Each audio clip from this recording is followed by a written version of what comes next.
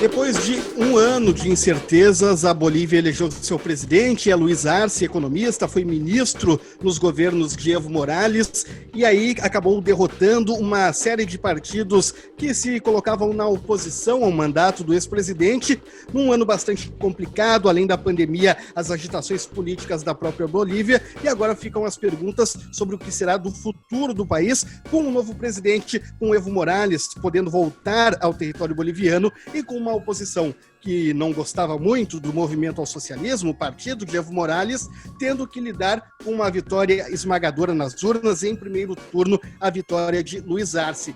Para nos situar e explicar um pouco mais do cenário político boliviano, nós estamos conectados com o professor Rodrigo Stumpf Gonzalez. Ele é cientista político, dá aula na URGS e nos ajuda, então, a entender um pouco mais desse cenário. Professor, muito obrigado pela atenção. É um prazer estar com vocês e à disposição para ajudar no entendimento da difícil política boliviana, que não é de hoje, ou seja, a Bolívia, provavelmente dentro da América Latina, é o país com o recorde de maior número de golpes de Estado dentro da sua história. Bom lembrar que entre o final dos anos 70 e o início dos anos 80, a Bolívia já viveu um período bastante conturbado em que chegou a ter 3 presidentes no mesmo ano, por sucessivos golpes militares, e que vinha tendo, digamos, nas últimas décadas, depois da redemocratização, um processo de relativa estabilidade. Já no início dos anos 2000 houve um processo, digamos, de protestos populares que levaram à renúncia de presidentes, mas que haviam sido resolvidos dentro, digamos, das instâncias institucionais. A situação da derrubada do Evo é mais um episódio dentro desse processo, que agora espera-se que com a eleição, digamos, incontestada, ou seja, até a OEA deu o seu carimbo de aprovação, que possa, digamos, a Bolívia retornar a um período de estabilidade política que vinha tendo, digamos, nos últimos períodos, apesar das controvérsias a respeito do período de algumas medidas do governo Evo Morales, foi um período de estabilidade política e certo crescimento econômico na Bolívia. Professor, pegando justamente as controvérsias de Evo Morales, talvez a decisiva que tenha provocado toda essa série de instabilidade, de incerteza, foi a iniciativa dele de concorrer para mais um mandato, gerando dúvidas. A Constituição permitia, os plebiscitos que foram realizados na Bolívia permitiam, enfim, acabou tendo uma pressão muito forte das Forças Armadas, ele renunciou e quem assumiu foi a senadora Jeanine Áñez. O que pode ter causado essa série de instabilidade, essa ruptura institucional? Foi o Evo Morales insistindo numa candidatura? Foi a pressão militar? Foi a pressão da oposição? Eu diria que existe um pouco de cada coisa, ou seja, existe um certo grau de responsabilidade compartilhada nesse caso, ou seja, não se pode evitar de dizer que houve um golpe de Estado, ou seja, que o Evo foi derrubado do poder, porque não se trata aqui da discussão simplesmente se a reeleição dele foi adequada, não. Ele foi afastado do cargo no exercício do mandato vigente ao qual ele tinha direito de cumprir até o fim. Então, não há dúvida de que houve um golpe de Estado. Agora, se houve, digamos, um certo processo, digamos, de estremecimento das relações entre situação e oposição, e é bom lembrar que esse não é o primeiro episódio, digamos, de protesto contra o Evo. Logo que ele foi eleito a primeira vez, houve, digamos, uma certa tentativa de desestabilização, inclusive com a região de Santa Cruz de la Sierra, tentando, digamos, criar uma região autônoma ou se separar do país, ou não sabia exatamente o que queriam, mas, digamos, não reconhecendo o Evo. E aí nós temos uma dificuldade típica, talvez, da política latino-americana, embora em algumas outras partes do mundo possa vir a aparecer, que é o personalismo. Ou seja, a eleição do Arce agora mostra que, digamos, a discussão a respeito da eleição anterior não era uma discussão a respeito da maioria que o movimento ao socialismo, mas teria nas eleições. Ou seja, o Arce teve, inclusive, mais votos do que teria tido o Evo na eleição que foi contestada. Qual era o problema? É que existia uma contestação anterior, é que seria adequado o Evo concorrer a um novo mandato ou não, se a Constituição proibiria ou não, Ele utilizou o que poderia se chamar um subterfúgio legal, que é apelar, digamos, para a Convenção de Direitos Humanos, a Convenção Americana de Direitos Humanos, e considerar ou ter uma interpretação de que o direito de concorrer às eleições seria um direito humano e, portanto, a Constituição não poderia vedá-lo. Veja, isso pode ser, digamos, um artifício de argumentação, mas esse artifício foi reconhecido pela Corte Superior, e aí entra a questão, ou seja, a gente não pode considerar que um tribunal é legítimo só quando ele decide da forma como a gente quer. E a oposição, num certo sentido, legitimou esta decisão na medida em que, ao contrário de dizer, não, essa reeleição é ilegítima, aceitou concorrer. E só protestou no momento em que, supostamente, ele venceu. Ou seja, também é um problema típico de alguns regimes do nosso continente, que alguns governos ou alguns grupos políticos só reconhecem as eleições quando eles ganham e não querem reconhecer quando perdem. Então, nesse sentido, se voltou a aparecer a tradição golpista boliviana com uma intervenção. Inicialmente não foi do exército, a intervenção no primeiro momento foi da polícia, ou seja, a polícia criou um movimento de greve que inviabilizou a segurança pública em nível nacional, criando uma onda de protestos e de violência, e aí as Forças Armadas, digamos, num certo sentido, assumiram para si a estabilização, expulsando o Evo do país. Também não ajudou muito o fato de que o poder foi assumido por uma senadora conservadora, que rapidamente, digamos, tentou destruir algumas das simbologias criadas durante o governo Evo.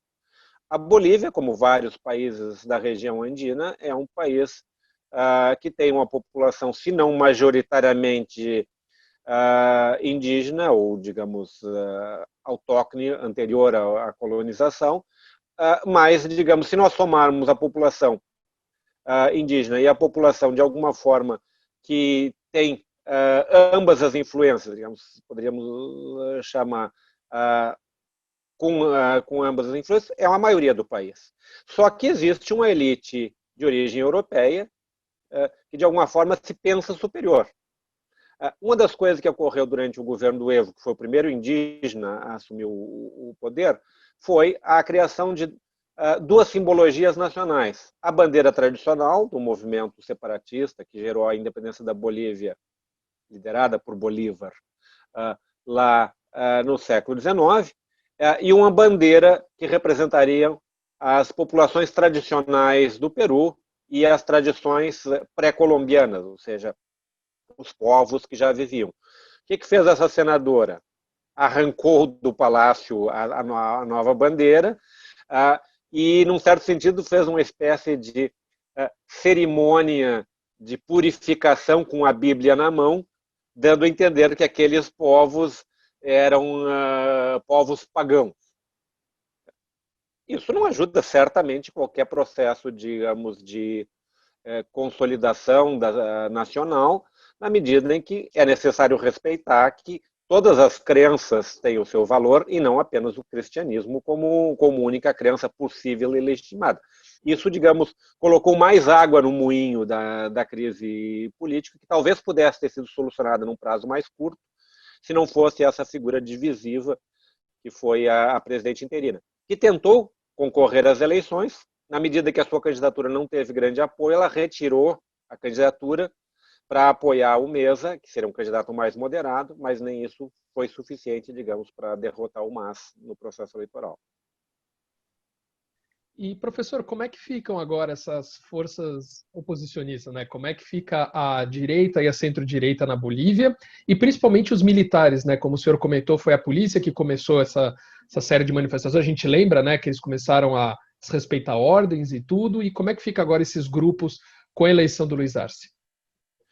Eu diria que vai ser um período, digamos, de reacomodação de forças, porque parte dessa oposição vinha ganhando força a partir, digamos, de uma denúncia de autoritarismo do Evo Morales, justamente por essa tentativa de continuar no cargo, de se reeleger múltiplas vezes, e isso, de alguma forma, conseguia conquistar para esta oposição algum apoio no continente. Então, digamos, a OEA havia feito algumas manifestações, chanceleres de outros países vizinhos, principalmente aqueles com governos mais conservadores, diga-se de passagem, o Brasil é um desses casos, vinham, digamos, denunciando a deterioração da democracia na Bolívia.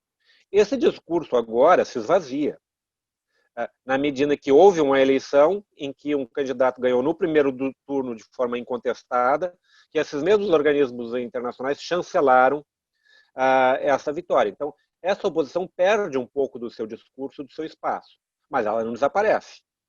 Significa que haverá, digamos, um processo contínuo de protestos, e aí a questão é que não se trata simplesmente de uma oposição política, se trata de uma oposição econômica, no sentido de que parte dessa oposição compõe uma elite econômica, particularmente em regiões como a de Santa Cruz de la Sierra, que podem bloquear iniciativas do governo.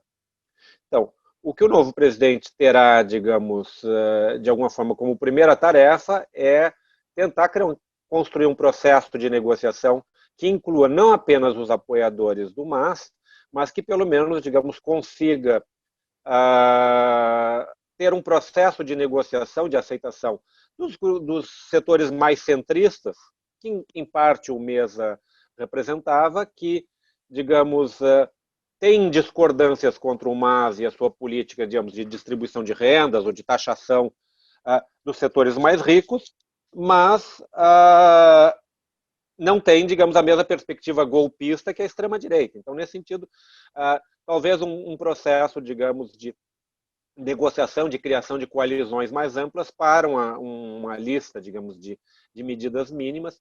E aí também facilita o fato de que o Arce não é o Evo, no sentido de que é o mesmo partido, é o mesmo grupo político, mas ele, digamos, tem uma maior facilidade de aceitação, e nós já vimos isso acontecer em outros países do continente, pelo fato de que o Evo era um sindicalista, um líder popular. E o Arce, embora talvez até do ponto de vista ideológico pudesse se considerar como tendo, digamos, uma formação à esquerda do Evo, é um intelectual com formação acadêmica. Então, isso facilita, num certo sentido, o processo de negociação com as elites, na medida em que, independente das suas ideias, ele é, digamos, do ponto de vista simbólico, um dirigente com uma formação que não pode ser contestada pela sua questão de origem social.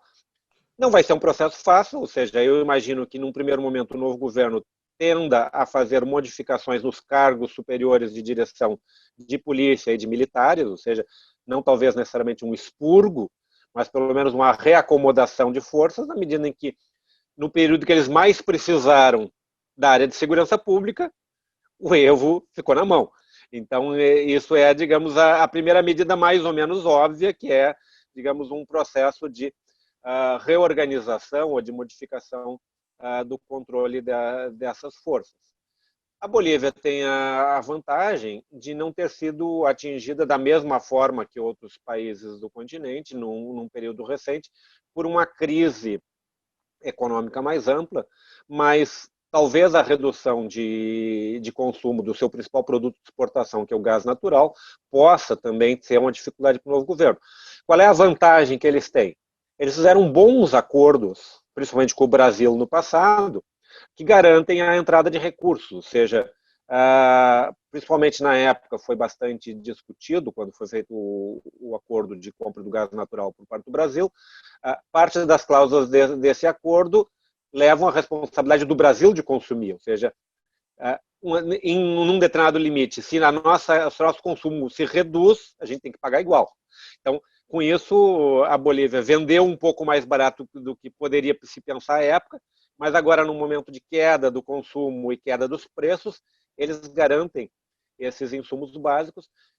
E é bom lembrar que, na última década, o país com maior crescimento econômico, um dos países com maior crescimento econômico na América do Sul, foi a Bolívia. Então, o governo do Evo tinha um certo sentido, vitórias econômicas que podem, talvez, ajudar, neste momento, a estabilizar um pouco a situação política. Pois é, eu ia destacar justamente este ponto, né? O Arce ele foi ministro da Economia numa época de bons resultados econômicos da Bolívia e tem a questão do gás que o senhor destacou.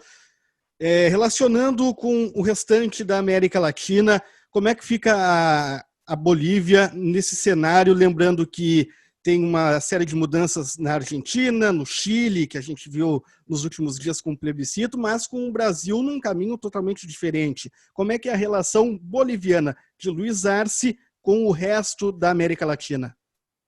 Eu diria que, talvez, nesse novo cenário agora, a situação está um pouco melhor, no sentido de que, há 2 ou 3 anos atrás, ou seja, começou a haver um processo, digamos, de mudança política do continente, quando, digamos, aquele bloco que havia, de alguma forma, se mantido lá na primeira década, início da segunda década, em que havia um certo alinhamento político em grande parte dos países do continente, de governos de esquerda ou de centro-esquerda, Uruguai, Chile, Argentina, Brasil, Venezuela, Bolívia, tinha tido uma mudança relativamente radical, em que Bolívia e Venezuela haviam ficado, digamos, num certo sentido, isoladas. O Macri na Argentina, o Piñera no Chile, o Bolsonaro no Brasil, o Ivan Duque na Colômbia, entre outros. Qual é a situação? A mudança no Uruguai, embora tenhamos um governo, digamos, mais conservador no Uruguai hoje, acaba não tendo um efeito tão grande numa mudança política do Uruguai, porque o próprio Uruguai, mesmo com o governo de esquerda, já era um pouco crítico do governo boliviano. No caso da Argentina, há uma mudança bastante importante do governo Macri para o governo Fernandes, exemplificada pelo próprio fato de terem recebido Evo Morales como exilado. Por mais que o Piñera, no Chile, possa continuar tentando manter uma mesma perspectiva mais conservadora, ele sai enfraquecido do plebiscito, porque ele, digamos, num certo sentido, como os americanos gostam de usar o termo o pato manco para o final do governo de um presidente, o Piñera vai governar o resto do seu mandato sob a perspectiva de que está sendo feita uma Constituição e, portanto, ele não pode tomar nenhuma decisão muito radical, porque ele vai ter que esperar qual vai ser a nova ordem política que vai ser decidida por essa Constituinte. Então, ele acaba ficando numa posição, digamos, de tomar cuidado do país para o próximo presidente com a nova Constituição. Isso favorece, num certo sentido, a relação com a Bolívia, porque distensiona a possibilidade de uma aliança que pressionasse o governo boliviano. Provavelmente, hoje, nas atuais circunstâncias, o único governo na América do Sul com uma política abertamente, digamos, de um discurso conservador e, poderia dizer, anti-Evo, seria o Brasil.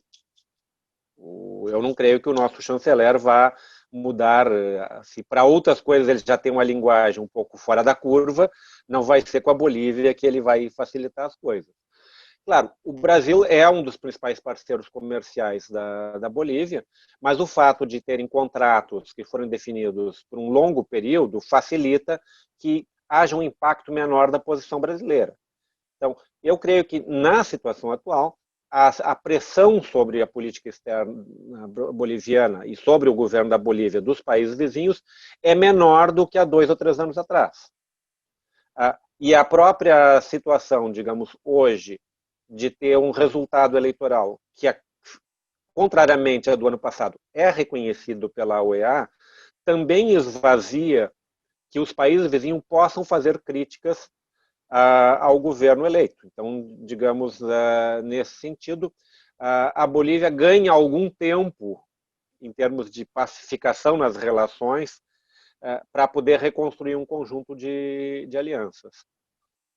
E é bom lembrar, também temos a eleição nos Estados Unidos, ou seja, embora não seja muito claro qual vai ser a política do Biden para a América Latina, certamente, por exemplo, em situações como a pressão sobre a Venezuela deve também haver uma certa modificação, e isso pode favorecer a Bolívia, na medida em que um discurso menos militarista de parte do governo dos Estados Unidos também reduz a pressão sobre os países do continente.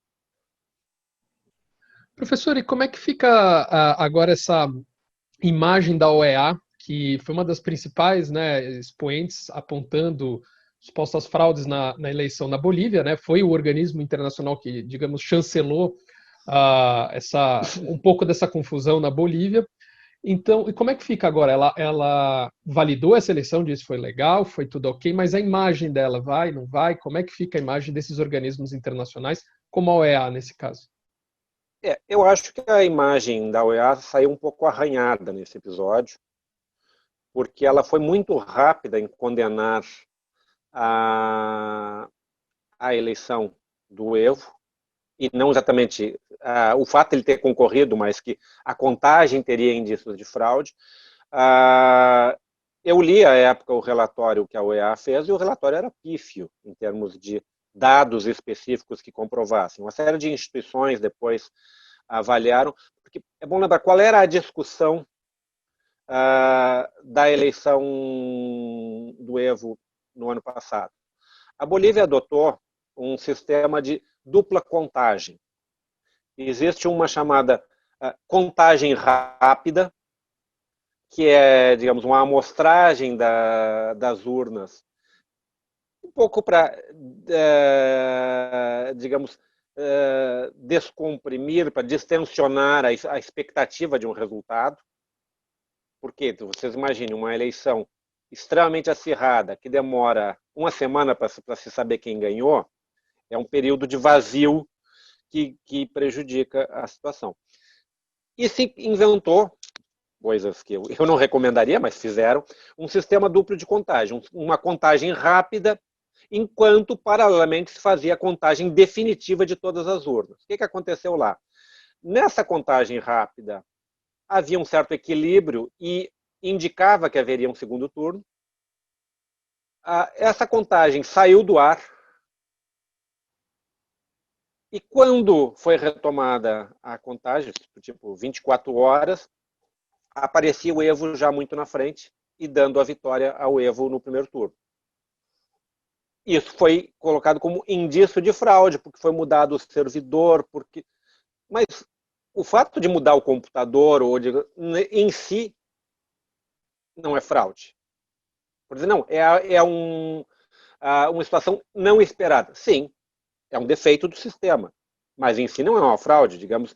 Vai que na eleição brasileira o computador do TSE dá pau e eles têm que botar um backup no dia seguinte, isso não é fraude, isso é um arranjo técnico e aí tem que verificar se isso... Então, foi bastante criticada a rapidez com que a OEA, e aí, claro, existe a pressão desse conjunto de países que eram observadores, que tinham uma política externa não interessada na reeleição do Evo Morales.